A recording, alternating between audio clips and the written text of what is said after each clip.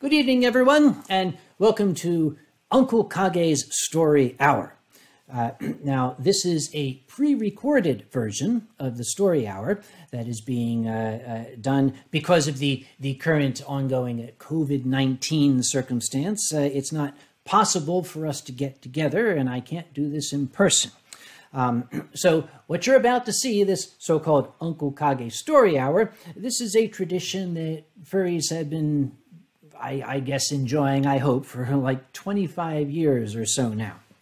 Now, typically this is done in front of a live audience. Since that's not possible, what we're going to do is we are going to present this performance to you in its completely unedited and uncut form, in the hopes that you will be able to enjoy it as it's intended to be. Now, before I begin, I really have to send a heartfelt thank you to the wonderful organizers of Indie FurCon, who were kind enough to invite me to join them in this virtual convention. So here is to you, Indie FurCon, and thank you once again for giving me time to entertain folks. I'm sure you're all wondering what I have in my glass because it looks very much like water. It's not. This is sake. Those of you who have seen this story hour know that I often have wine, but I'm very fond of Japanese sake. This is a very clean beverage, as you can see. There's very little to it. I previously had told you, if you'd watched my performances, that sake is such a clean beverage that it really can't give you a hangover, and it doesn't have a high enough alcohol content so that you would have what us professional drunks call a lost evening. Excuse me. I am a scientist. As you can see by the way I dress, this isn't just a costume. This is what I wear at work. Even scientists are known to be wrong now and then. I received new evidence about sake, shall we say, at a recent convention that was in, of all places, Malaysia, and that was Furum. Oh, it was a lovely time. I loved it out there. One of the things I liked best was at the bar, they had dozens of bottles of sake, and it all looked very good. Now, I was joined there by Fox Amore, one of furry fandom's greatest musicians and a dear friend of mine. Let's drink to Fox Amore. We'll be doing a lot of this during this performance, by the way. Well, Fox and I sat down at the bar, and the barman, his English was okay, a heck of a lot better than my Malay. Now, I was able to point that I'd like the sake down there, please. So he started bringing it, and Fox and I were enjoying it. And we enjoyed it a lot. Boy, did we enjoy it.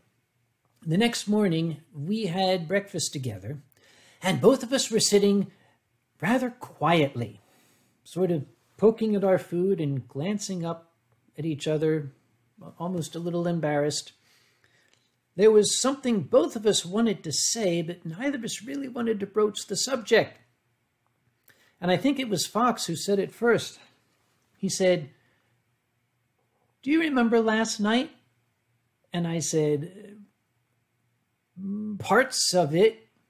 He said, "Do you remember if we paid our bar bill?" And I said, "Frankly, no, I don't remember." And he said, "Well, we should find out." I said, "Well, go ahead." He said, "Well, I was kind of hoping you would ask. You're the great communicator here. I'm just a musician." Well, we kind of argued back and forth, but not too much because our heads were pounding. So we both decided to go together. And we couldn't tell if the gentleman at the bar was the same one who'd been there the night before, because our memory was a little bit fuzzy. So we sort of, nudged each other. U.S., no, U.S. So Fox stepped up and he said, "Yeah, I was wondering if we paid our bar tab last night." Because he's Scottish, you see. And the poor gentleman at the bar looked very lost. And I said, I'm very sorry. My friend is foreign. Do you happen to know? You see, we were at the bar last night. Do you happen to know? Did we pay our bill? So he trotted off to find out, and he came back and he said, "Your bill was paid." He didn't say you paid your bill. He said your bill was paid. So we thanked him, and we were very, very relieved. We would have felt awful if we'd stiffed the bar. That's an awful thing to do. So that evening, we wanted some more. So we were sitting down. We were having dinner, actually, sitting by the windows, looking out at the magnificent scenery. And a waiter came over, and I said, "Excuse me, do you have sake for me?" And he looked confused. I said, "Sake." And he shook his head a little. I said, "Japanese sake." Sake. And he said, no. And he walked away. I looked at Fox and I said, I don't think he understood me. So we waited, and when he came back, I said, are you sure? It's under there. There's a bunch of bottles. Japanese sake. He said, no. All right. So as we were having our dinner, a waitress came by, and I stopped her. I said, "Excuse me, miss, do you have any sake?" And she said, "Sake? Yes." And she trotted off, and she came back with a bottle of sake and glasses. And I felt a little bit put out, but I chalked it up to that maybe this poor fellow just didn't understand my very, very heavy American accent. It was later on, after the convention, as a matter of fact, that somebody told me that particular waiter had been on duty at the bar the previous evening, and he remembered us, and he very much did not want us to have any sake. So, despite that, I really hope to be invited back to Ferrum. If you guys are watching, I really do want to be invited back. But as fun as Ferrum was, in the course of a month, I was in Asia twice. First in Malaysia for Ferrum, and then just a short time after, kind of a dream come true. I was invited to be guest of honor at JMOF. That's Japan Meeting of Furries. And I've always kind of admired it from afar, and always thought, boy, I'd really love to go sometime. So I was terribly excited. My Japanese is absolutely piss poor. It probably is offensive to them when I try to speak it, but I'm American, you know. You can get away with a lot of things overseas just by saying, hey, I'm American. Sorry, it's how we are. They provided me with a very, very fine young man named Sasha-san as a translator. He did a fantastic job. Very, very patient fellow. He not only translated for me, he kind of was something of a guardian angel, too, to make sure I didn't get into too much trouble. And I was very, very glad of that because JMOF, naturally, is in Japan. And Japan is the land of sake. Now, as much as I liked Ferrum and the sake they had, JMOF had their own sake. This is a bottle, an empty bottle, of JMOF vintage sake. There's a sake brewery right in the town that makes a special sake just for the convention. Now, those who have seen my performances when I talk about sake know that I'm always going on about how long the sake's been in the bottle. It should not have been in the bottle more than 1 year, I say. You should try to get it if it's been in like 4 or 5 months. This stuff had been in the bottle a day. It was spectacular. And not only this, one of the highlights of the convention at least for me, was a sake tasting.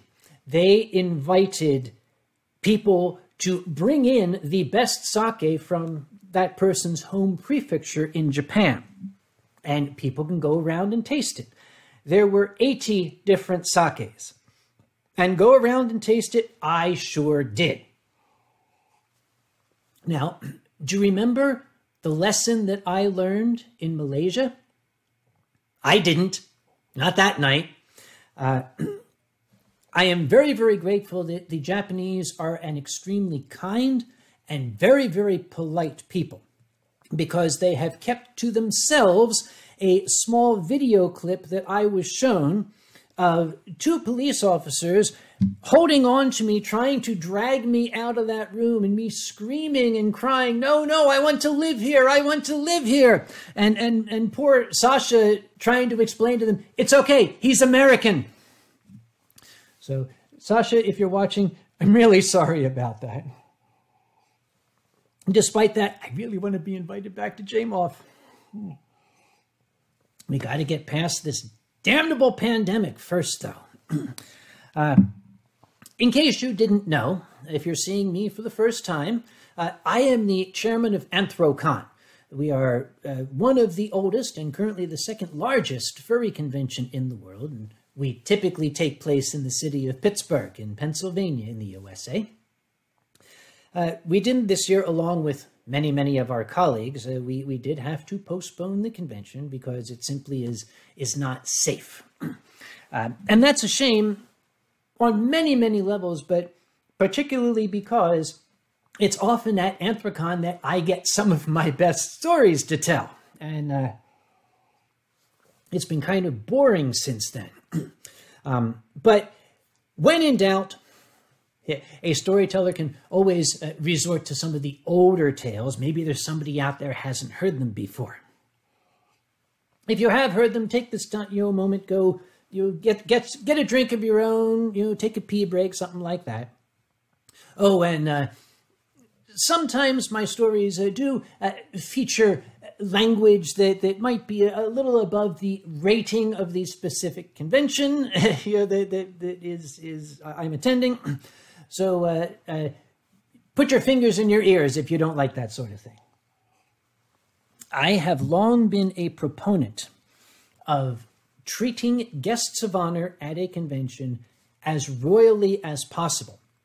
That comes about because of my own experiences. I had been guest of honor at a number of conventions even before I became involved with AnthroCon. And it was an eye-opening experience, shall we say. Prior to that, most conventions were still operating off of the same modus operandum that science fiction conventions had been operating under since time immemorial. And one of those typical features was that the guest of honor would be picked up at the airport by what I came to call the fan with the van. There really wouldn't be a plan. Who's going to go get the guest? Well, I got my car. Okay, you go get the guest. I recall one convention many years ago where I was picked up by a young man who absolutely embodied the stereotype of the furry/science fiction fan. Just think, stereotype. That was who picked me up. Wonderful man, but wow, dude. So we were walking out of the airport, and we walked up to this big black Cadillac. And I looked at that and I said, ooh, wow. And we walked up to the Cadillac and past it to this half-rusted out white 1970s vintage Dodge cargo van. Now, my stories are true. They are 105% true, certified by the White House itself. I don't have to make my stories up. Believe me, there's no need to. This gentleman opened the door. There was no passenger seat in the van. There was an orange plastic bucket from Home Depot that was turned upside down. And dressed in my nice traveling suit, I was obliged to sit on this thing and hold on the entire way to the airport. So one of the first policies I implemented when I became chairman of Anthrocon is, for God's sake, we send limousines to pick up our guests. They're guests of honor. Bring them in style. You see, I really, really want to impress the guests when they come in. Give them a good first impression of our fandom. Most of the time that works. As a matter of fact, I would say it always works. Sometimes the guests, though, let's just say that they don't quite turn out exactly the way I might envision. I might envision them coming in and oohing and eyeing. I'll give you a couple of examples. Years and years and years ago, our guest at Anthrocon was Dan DeCarlo. Dan DeCarlo was a very, very well-known comic artist. He was the man who invented the look of Archie comics. That was his style. He invented all of that. And one of the characters he invented were the characters of Josie and the Pussycats. His wife, as a matter of fact, was named Josie. Very, very, very beautiful lady. He had met her in World War II when he was serving over in Europe. Even as a lady of a certain age, she was quite beautiful. I could see why he'd been taken with her. Well, of course, there are guests, so we had a very elegant dinner. And we're all sitting at a nice long table, and I'm sitting at the head of the table, and I'm trying very hard to impress. Yes, this is Anthrocon. Kindly note the very large table we have in this amazing room. Oh, and this incredible hotel. Yes, the Admiralsmark Hotel, enormous. More space than we could ever possibly need, let me tell you. It says, please notice how impressive I am. And I was going on and going on and going on, and Dan was sitting very quietly and not saying anything. Seated across from him was our programming director, Susan Deere, herself a very, very attractive blonde lady. And at one point, when I stopped to take a sip of my drink, Dan looked over and looked in Susan's eyes and said, "What kind of a drunk do you make?" And I almost spat my wine all over the table. And Sue was very flustered, and she, well, you would have to get me drunk to find out. And Dan said, "Waiter, another bottle of wine." And I was, my jaw was hanging in my lap, and Josie giggled, and she leaned to me and she said, "Oh, that is Dan. He loves the ladies. Always, when we go out, we go dancing, he always gives me the pinch on the derriere." And I thought, okay. You see, here I thought, grand old gentleman, probably very staid and all that. I was not aware of what he used to do before Archie Comics picked up on him. Well, I have an example here. Here is a book of his art, Dan DeCarlo, the pin-up art of Dan DeCarlo. I'll just give you a quick... Dan was what folks of my parents' generation used to refer to as a horn dog. And nobody told me that, but I know it now.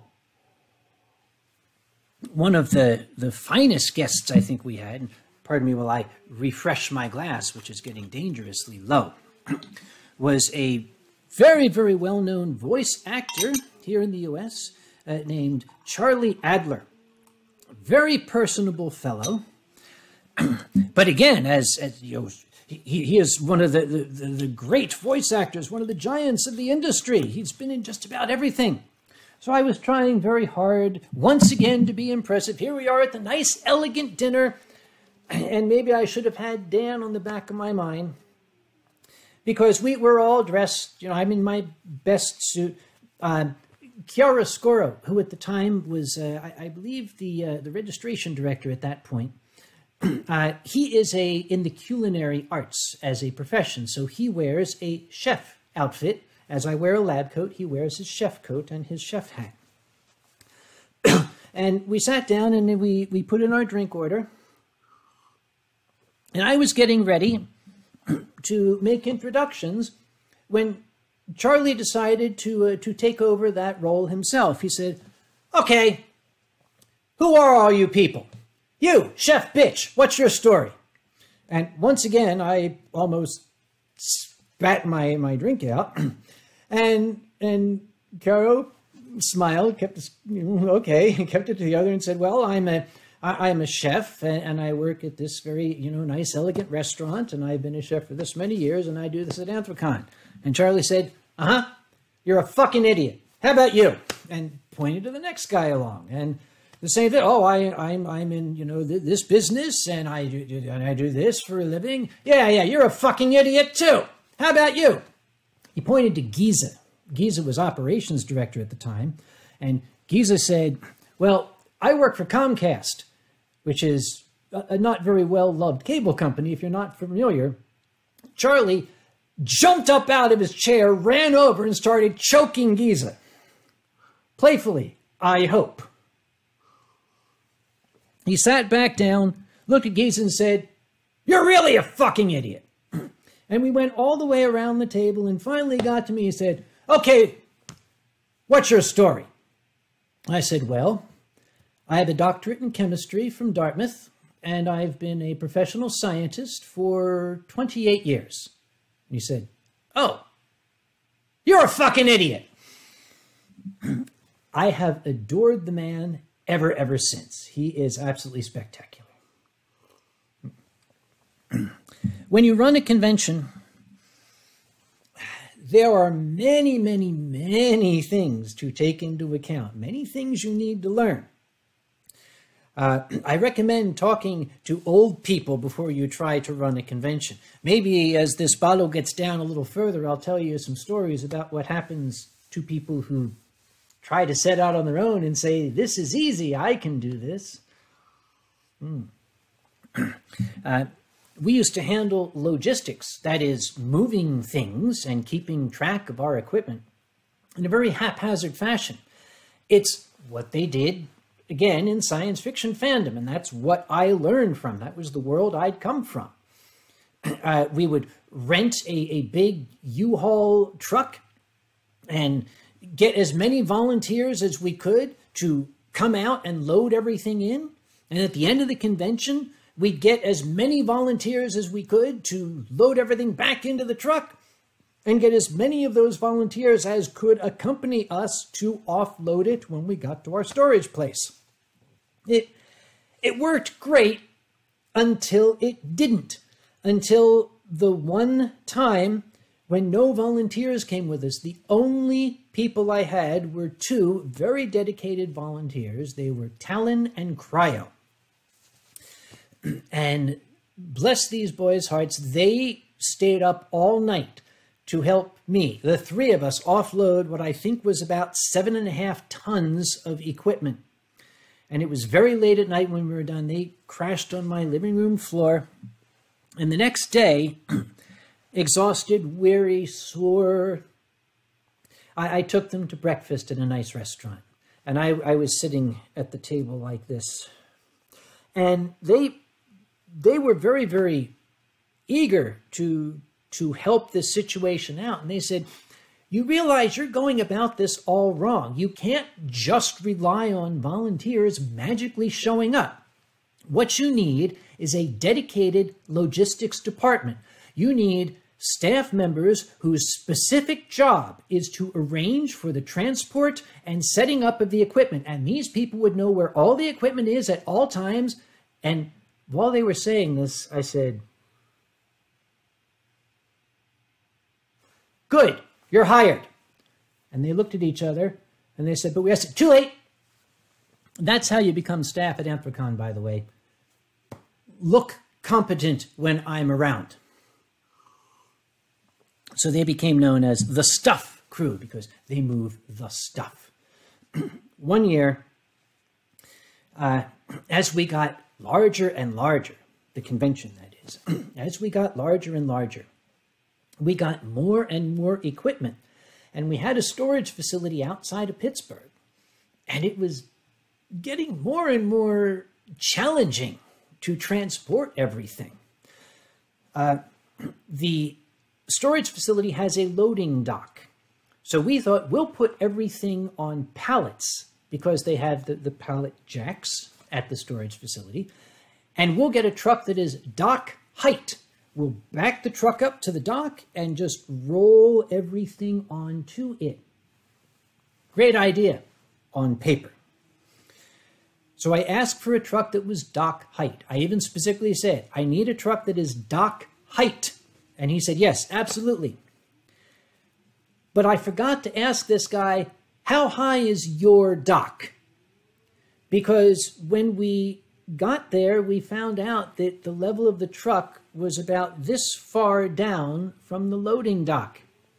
So these poor fellows had to drag all of this palleted equipment out to the dock, then break down the pallets, unload everything, hand it down into the truck, and put it back on pallets inside. They were not pleased. So I immediately went to the office of the storage facility, in fact, and I got on the phone to our industrial supply warehouse, and I ordered a forklift, an electric-powered, giant, battery-operated forklift. And it arrived before the convention was done.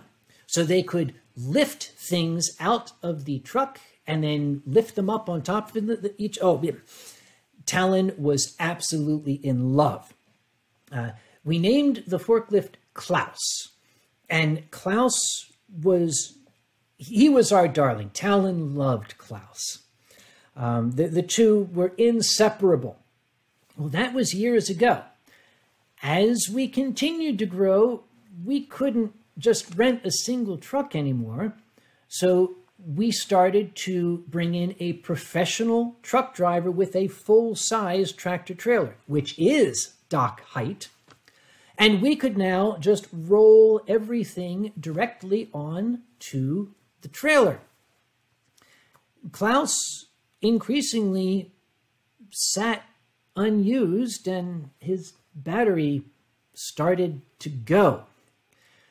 And we really tried to put off the decision as long as we could, but eventually we really didn't have a choice. Klaus, he had to be disconnected. Don't tell Talon. I told Talon that we took Klaus to a farm in upstate New York where he could play with all the other forklifts all day long in the sun. So as long as he believes that, it's okay. Let's keep that between ourselves. I mentioned how difficult it can be to run a convention. If you want to see an example of a fine convention in operation, Eurofurence is probably one of the best run out there, at least to look at. If you see what's going on behind the scenes, it's a little bit more chaotic, but they do a spectacular job. I've been to Eurofurence every year for the past a hell of a long time. Good heavens, it might be coming up on 20 years that I've been going to Eurofurence. But they just get better every year. They're now in the largest convention hotel in Germany. In ages past, though, they were smaller, and they would have as their venue youth hostels. And that was kind of charming, because youth hostels are kind of a very rustic sort of existence. It's the sort of place where you're out hiking and you stay for 15 euros a night. It's not really... they don't have the nice soaps and the shampoos on the counter, and they don't have the turn-down service with the chocolate on the pillow, but it's a bed, and you sleep there. The very, very first Eurofurence that I attended, I was at a youth hostel that was way, way out in farm country. It completely impressed me, just blew me out of my socks. And there are two things that I remember and will remember to my dying day. The first is that it was, once again, located very, very far out in a rural area. They had signs everywhere that said, "This is hunting season. Do not wear your fursuits into the woods. This is not a joke." I thought that was cute. On Saturday morning, I believe it was Saturday morning of the convention, I woke up and I was walking down to breakfast, and there was a lot of activity and people rushing around looking very, very frantic and nervous. And a security guy ran by. I said, "What's wrong?" And he said, "Kaus."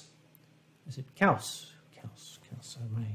My German isn't very good. Kauskinski?" He said, "No, Kaus, moo, moo, moo." And he ran off.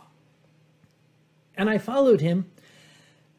Apparently, there was a dairy farm next door to this youth hostel, and a curious furry, I guess, had been wandering around, had opened the gate, and for whatever reason neglected to close it again. And there were cows running all around through the youth hostel, and the Germans had to suddenly turn into American cowboys. It was adorable, really. Of course, you see, when I'm a guest at other cons, I actually have a button that I often will wear. It says, "Not my fault, not my problem, not my con." So I get to just sit and watch. The chairman of Eurofurence, I think, he holds the record for having to make the announcement that no chairman thinks he ever has to make. That sounds like a mouthful, and it sounds kind of silly, but every single one of us, convention chairman, has at least a couple announcements that we never thought we would have to make. Well, at Eurofurence, I got to hear the chairman announce to everyone, "Please do not wear fursuits into the pool, because the shed fur gets into the pump and burns it out and causes 3,000 euros worth of damage." Not my fault, not my problem, not my con. Well, Eurofurence is a fantastic convention. I actually learned a lot by watching them, like how to keep cows out, things like that. I mentioned earlier that sometimes people watch a convention and they say, "Oh boy, I can do that." And us old folks say, "Yeah, can we give you some advice?" No, we got this. We know what to do. And us old people say, "Okay, knock yourself out." If they ask for our help, we're happy to give it to them. If they don't ask, who are we to butt our noses in? I used to, and that caused some hard feelings, so I don't do that anymore. I apologize to those folks that I might have done that to. There was a convention. By the way, from here on in, I'm not going to mention any names. Obvious reasons. A professional courtesy, let's call it. There was a convention that took place. They asked me to be their guest of honor. And the other guest of honor was Alkali Bismuth. Alkali is a spectacular entertainer, absolutely magnificent man, and a very close friend of mine. Look at Uncle Kage dropping names again. But I love performing with Alkali, so I was quite excited about this. The convention location was a little bit unusual. Typically, it's in a hotel or a youth hostel, or something that's located at least in a city or close to civilization. You know, and if you're not going to be in civilization, you can be all the way out in the wilderness, like Eurofurence was that year with the cows. This was located in the middle of an industrial park. It was a hotel that had a separate building which served as the convention center. And that building had 2 large rooms and a few very small function rooms. Well, the very first thing that I noticed when I arrived was a big sign on the door of the hotel. Couldn't miss it. It was a huge sign, took up half the door, that said, "No outside food or beverages permitted in the hotel." Well, I can kind of understand that if the hotel has a restaurant and a bar. This hotel had neither. It didn't have a restaurant, didn't have a bar, but by God, they were not going to let you bring food into their hotel. I don't know, maybe they had a cockroach problem. But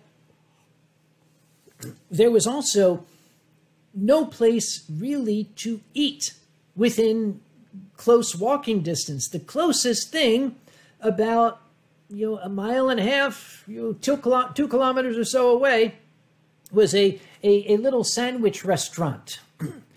Arby's, I believe it was. Well, what resulted was, it had its own sort of charm. People needed food, but they weren't allowed to bring food into the hotel. And there was a similar sign on the door of the conference center: "No outside food or drink allowed." So the parking lot turned into a big picnic area. Here were furries with takeout bags from distant McDonald's and things, sitting down on curbs, sitting in the grass, sitting between cars, eating their meals outside. Thankfully, the weather was fair. Before our performance, Alkali and I ate our dinner off of the hood of Ronnie's car. Ronnie, who you see the substitute version of here, he went and got us food, but with no place to eat it, we just put it on the hood of his car, and that's where we had our dinner. We had a performance together, Alkali and I, on Saturday night of the convention. And outside of the function rooms, there was a bar, a little bar. It had about 5 or 6 chairs, but the whole day it was not open.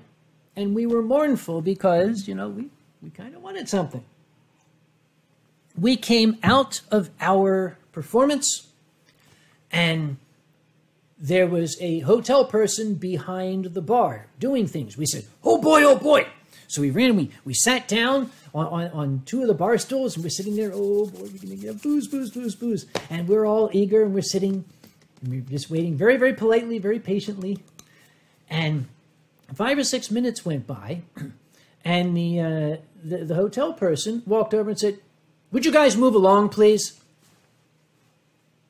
"Oh, sorry."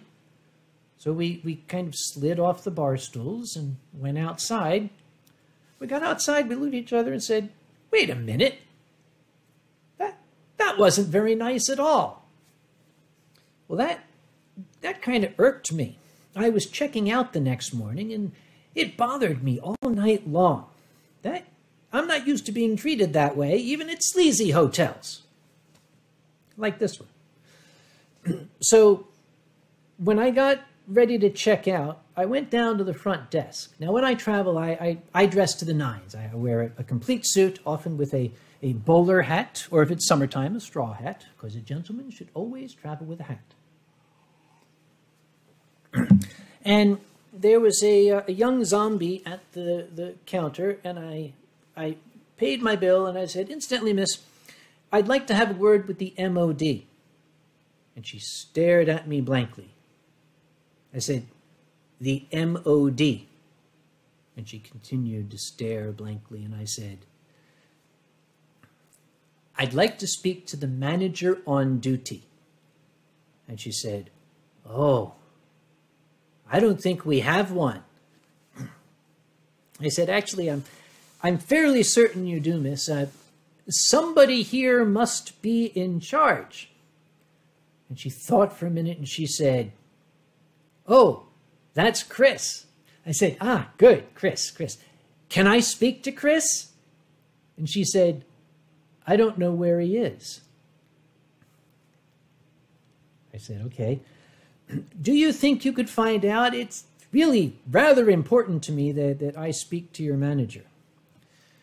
So she went back and she got on a radio and was mumbling on the radio. And while she was doing that, I was starting to rehearse. You know, as soon as the manager showed up, you know, Chris, oh, is Chris a man or a woman? Okay. Doesn't matter, I shall be respectful either way, of course.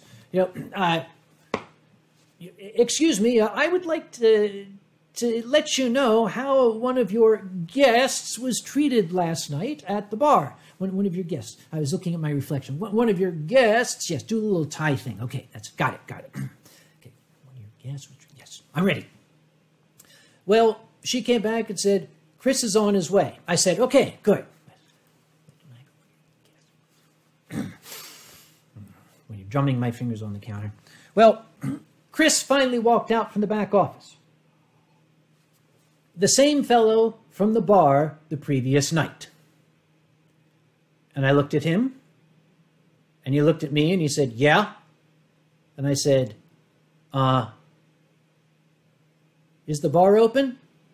He said, no. I said, oh, sorry, bye, and walked away.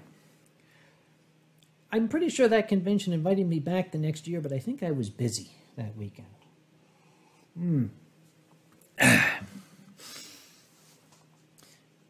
I'm often asked when I'm sitting with folks, people ask me questions, what was your favorite convention experience? What was your worst convention experience? I usually don't answer the latter question,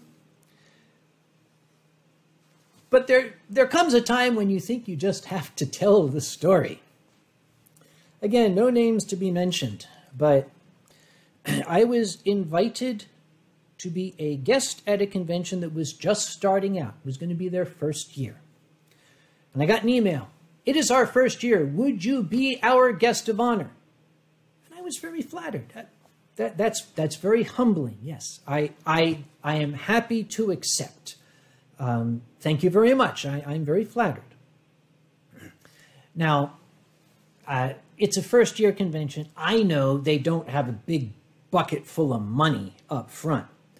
So I said, would you be able to pay for my travel, or would you prefer that I get the ticket and then have you reimburse me once registration opens? They said, yeah, you get the ticket and we'll reimburse you. Okay, I'm good with that. I've done that before. It works, usually.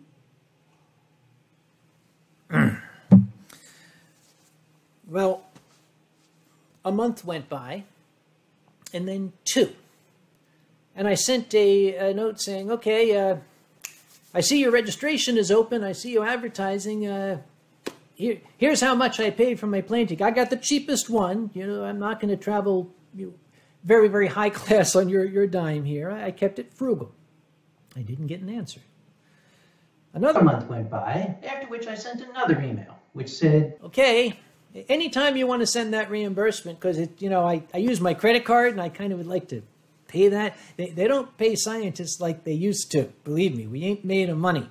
And if we were made of money, I wouldn't be living in a place like this, right? So yet another month went by. And I sent another email. Guys, we really should be talking about that reimbursement now for my travel expenses. Now, I mentioned before that, I have a doctorate in science. That should mean I'm smart, right? Don't you think that I would have been smart enough to have looked at their web page before I said yes?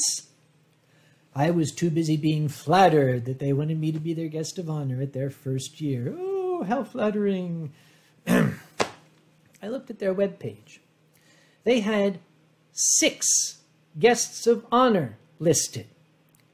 Anthrocon can only afford a maximum of 3, and I have an operating budget of almost $1 million. This first-year convention had invited 6 guests, and I wasn't listed among them. Here I had a plane ticket to this city.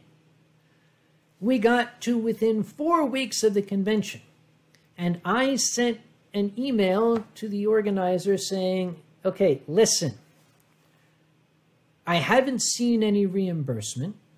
Nobody's contacted me about a hotel room.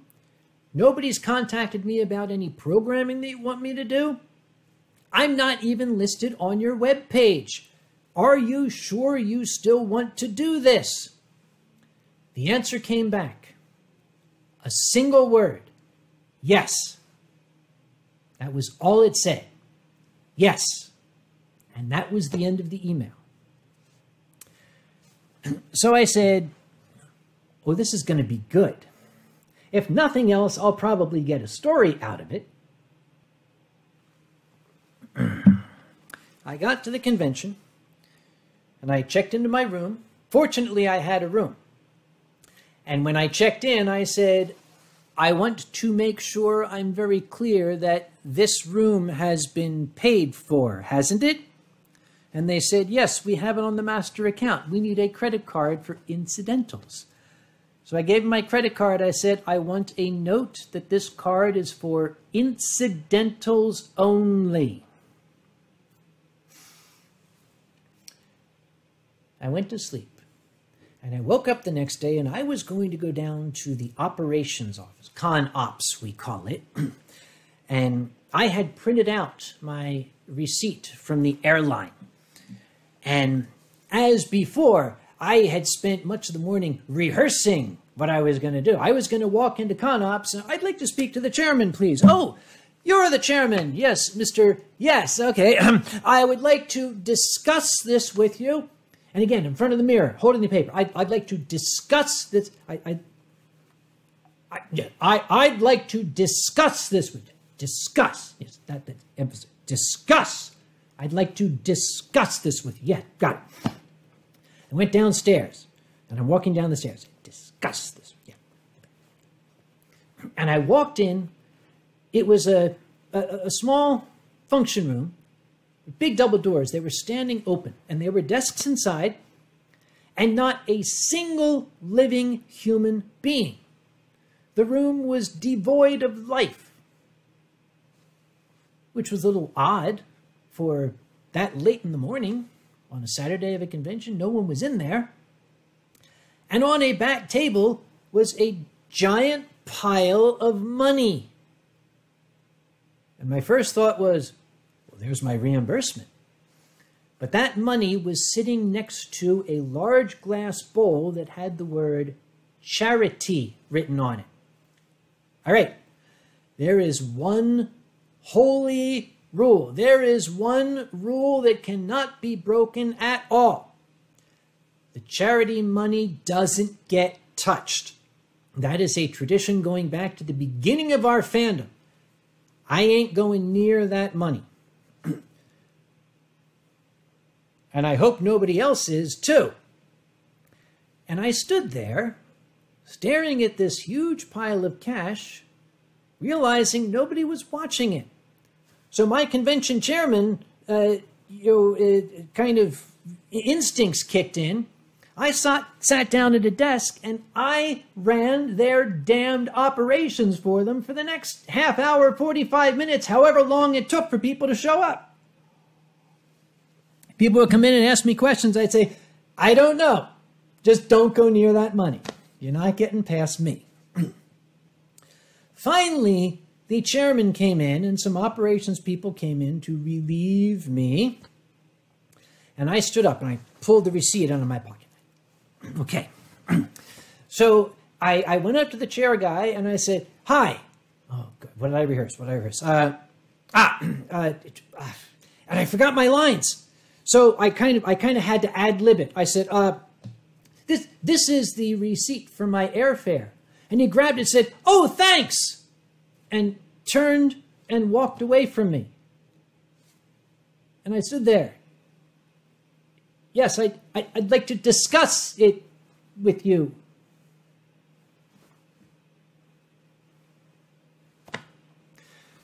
Well, without much else to do, I kind of shuffled out. Started talking to some people. Kind of got into the spirit of it. It's still a furry convention. I can still have fun. This chairman guy came up and asked me, so is there anything you need? Can I get you some wine? Which is what people usually ask me And usually the answer is, why, yes. My answer was, actually, I would rather have the reimbursement for my airfare. And he smiled and turned and walked away. Well, the rest of my experience, let's just say, was similar.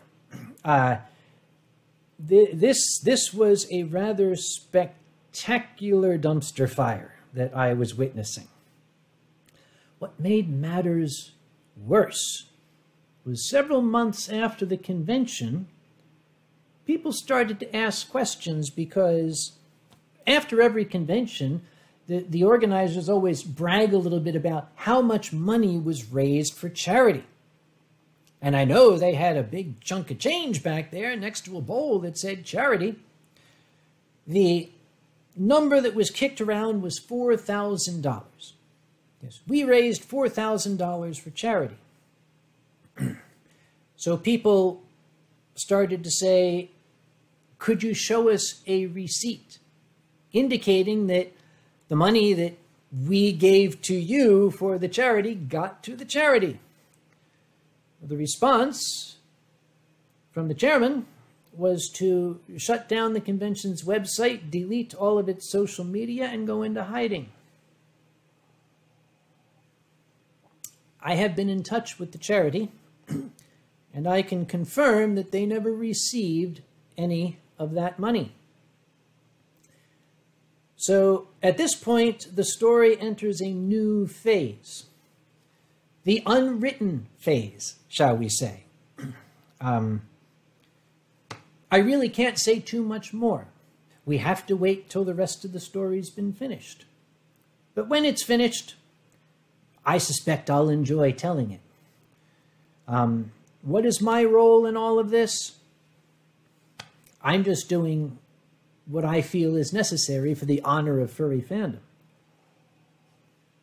And if you remember the story of Doug O, then you know that I'm not about to let this lie. But I'm running a little short on time. Short on time, if not short on sake. There's a story that I told many, many years ago, and I haven't told it for a while. I thought I'd bring it back up. It's sort of an illustrative story, or illustrative story. I don't know how it's said. When I was a teenager, believe it or not, I was a teenager once, back in the dark ages. There was a shopping center near my house, and myself and my sadly late friend Neil, when you get to be my age, you start saying that more often. My late friend Neil and I, as young men, would take our meager earnings from our jobs, summer-type jobs, and we would go to the shopping center on Friday night before going to our D&D game. And our tradition was we would go to the comic book store first, and then we would go to the bookstore. Now, for those of you who are less than 30 years old, a book is what we used to use when we wanted to hear a story. Imagine, if you will, an analog Kindle. It's sort of a big collection of printouts with writing on it. And in order to get this book, as we called it, you had to go to a bookstore. So we would go to this so-called bookstore. We'd go to the comic book store, and then we'd go to the bookstore. And we'd look around, we'd buy a nice science fiction novel of something from our favorite author, and we would take it and we'd read it during the week, and we were happy. The bookstore was called Gene's Books. Gene's Books was owned and operated by a gentleman named Gene. This was, by the way, back in the early 1980s. We were there one Friday evening, and a counter attendant whom we knew came up to us looking a little nervous, said, "You guys better be careful. Gene thinks you're ripping him off." And we looked at each other and said, "Well, what do you mean?" She said, "Well, you always come in here with bags from the comic book store. He thinks you're shoplifting." I said, well, that's ridiculous. We always buy something. Thank you very much, but that's just so silly. I don't even know what to say about it.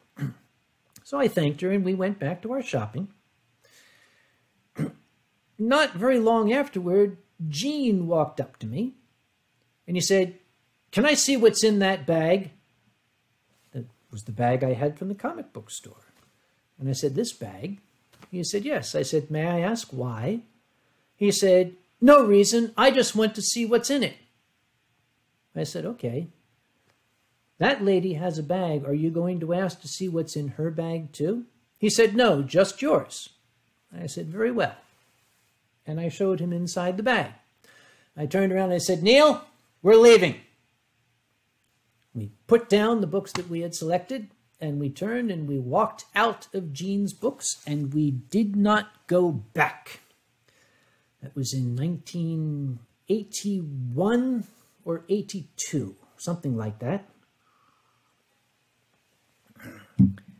Years later, maybe 20 years later, that shopping mall had grown. It had exploded in size. It was huge, mega mall now. But Gene's books was still there. And I had a visitor from afar. And the person wanted to see a shopping center, an American shopping center. So okay, we'll go to this one. And as I was showing my friend around, I saw that sign. I said, "Oh, it's still here." And I said to my friend, "You see there? That is Gene's books." And standing very close by was an elderly gentleman who overheard that, and he said, "Oh my, yes, that's the finest bookstore on the East Coast." And I turned and I said, "Oh, sir, I beg to differ." And he said, "What?" And I said, "Let me tell you a story." Now, it's a funny thing when I tell stories. For some reason, crowds start to form, and a crowd did. And it got bigger and bigger as I stood there and started telling about this monstrous fellow, how could this person do this to, good, honest customers? We had been loyal customers of him, and this fellow, this Gene, had come up and accused us when we were, and oh, what a terrible fellow he is, and that's why you would never see me set foot in that establishment. The place is cursed, and absolutely will never see my business again, and it can rot in hell for treating customers that way. Thank you very much. And I grabbed my friend's hand, and I said, "Quick, we have to go." And I dragged her away, and I was giggling. And she said, "What are you giggling about?" I said, "Did you see the look on that guy's face?" She said, "Yeah, what of it?" I said, "That was Gene." That felt good. I'd love to keep going until this bottle is empty, but it is called Uncle Kage Story Hour, and I've been at this 1 hour. So if you want to see more, tune into my wine streams that I have on YouTube. You can find them. Look at my tweet or twat or whatever that thing is. Many of you who have seen these performances have gotten very, very tired of a sign-off that I use. But it means a lot to me, so I'm going to say it again. And again, if you're yawning, we've heard this before, that's fine. This is for folks who haven't. Something I learned as a very, very, very small boy by watching the amazing American comic Red Skelton. One evening on his TV show, he said something that stuck with me more than 50 years later. He said, "If someday you're not feeling well, you should remember some little thing that I've said or done here tonight. And if it brings a smile to your face and a chuckle to your heart, then my purpose as a clown has been fulfilled." And I very much hope that my purpose as a clown has been fulfilled this evening. Good night, and God bless. Silver Gato Man, he bought me a coffee. Silver Gato Man, here is the song for thee. He likes to video all the panels at the cons. You should go and watch them whether they are short or long. Silver Gato Man, you video that's not a jibe. All of you go to his YouTube channel and like and subscribe.